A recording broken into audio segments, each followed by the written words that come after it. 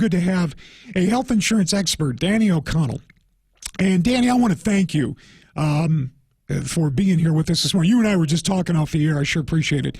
All right, so we're looking at some of the numbers that have come out this year. Average premium for an employment-based insurance policy, $6,400 for single, $15,500 for families. This is according to the CBO. Now, those numbers seem a little low. Would you agree? That's for a year. I do agree. Those are on the low side. All right, give me the numbers that you, as an expert, would say. How about for a single for a year, employment-based insurance? What do you think that number is? Yeah, so you're normally going to see something in terms of premium probably closer to $400. On the low side, about $400 if you're mid-30s to 40s. And then if you get up to, say, a 50-year-old, that's when it just gets outrageous and egregious, and it can approach $1,000 a month. So that's $400 a month. Okay. And what about, that's for singles. What about families? On a family, you're typically going to see about a $1,500 a month for the lower cost silver level plan that would still have a traditional copay. Now, if you go to a catastrophic bronze plan with a $5,000 or $6,000 deductible and no real benefits before that, then you could probably get your cost down to about $1,000 a month. All right. So, well, let me ask you this, Danny. Obama kept telling everybody, with the Affordable Care Act, we're going to bring it down. It's going to be, almost nothing for you. And instead, it has gone through the roof. So what the hell's going on? Well, number one, it's safe to say you people in charge that clearly do not understand the system and do not understand the problem. You don't tax yourself into lower premium rates. You don't come out with this composite age banding system that they've created to lower rates. Okay. And one of the unfortunate things are most people didn't realize, and the administration may or may not have realized, they should have, but most people did not realize that in every state there was a guaranteed uninsurable risk pool. Right. Here in Texas, it was ran by Blue Cross. And that's how they, the really rallying cry, and you even hear it today through Bernie Sanders, about how we need universal health care and everybody should be able to get coverage. Right. The reality is they had that before at or below the price point that is being offered today for the worst plan. Health insurance expert Danny O'Connell joining us this morning.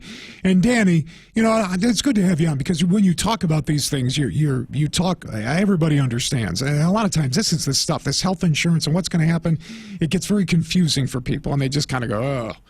So let's talk about this. After this year, you and I were talking about this off the air.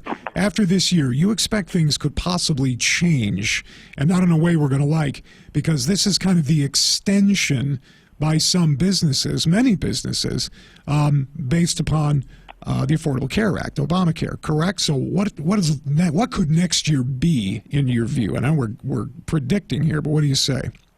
Yeah. So the next 30 to probably 90 days are going to be very interesting because the last time we were in election year, back in 2014, President Obama offered this 2-year extension to keep your plan if you wanted to, and that's going to run out the end of this year. So there's this huge misconception. A lot of people think that their plan is grandfathered. Well, grandfathering meant at this arbitrary date when this bill was passed back in March of 2010, that if you did not make a single change to your plan, and as an employer, you actually had to send in extra paperwork 30 days in advance, typically, of your renewal to certify that you're remaining grandfathered, you could keep your plan. But if anybody made a single change to that plan, even in contribution sometimes, right, you are immediately non-grandfathered. Right. And that means that you will be forced into this new system. Wow. And that's really going to affect those employers who have 2 to 50 employees. Yeah, and many employers also made the change themselves, whether their employees wanted to make that change. The employer did it, forced them into a different type of plan so that they wouldn't be grandfathered in. That happened to me. Yeah, and there are some carriers that just said, to heck with it, we're not going to keep up multiple blocks of business and systems and rules and regulations, and we're just going to adopt these new regulations. Danny, I'm glad you're here, a health insurance expert. And the name of your company is, Danny, one more time. Benefit Resource Group. All right, very good. We're glad you're here. All right, one final question, and then we'll wrap things up. But God bless you for coming on. All right, look, so let's say we elect a new president, and I believe we will. that is completely the antithesis of what we've seen with Obama. Do you believe there is still some hope for people? Let's just hope and pray that things will change with a new president. Yeah, it's so funny because now the rally cry once again is hope and change. We're hoping for change, just like 8 years ago. The change will come, and it won't be immediate. It won't be overnight, and that's because even when you have the federal government who mandates something, you still have the states who then have to adopt it, interpret it, and then the insurance companies that have to actually go make it happen out in the in the field and with the rest of us agents and companies and all those things. So even the changes could take easily 12 to 18 months to start trickling through.